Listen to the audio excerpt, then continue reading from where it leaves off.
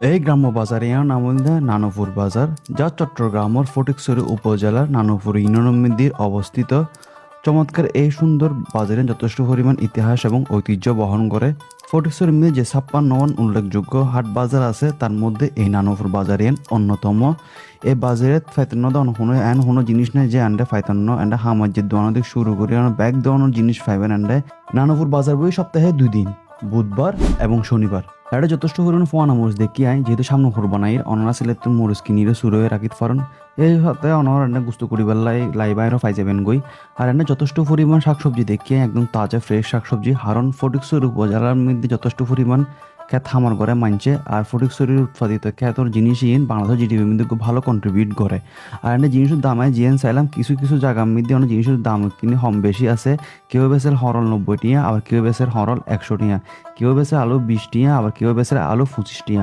তবে যারা ক্ষেত্রে জিনিস এনে সামান্য পরিমাণে ইউনিট জিনিস আনতে একটু কম মনই।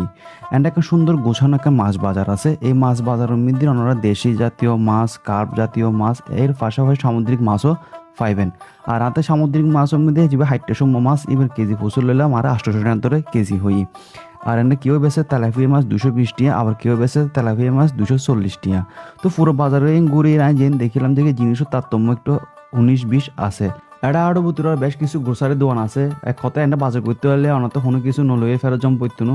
এক কথা হয়তো যে নারায়ণপুর বাজারে যথেষ্ট পরিমাণ সুন্দর গোছানো একখান বাজার।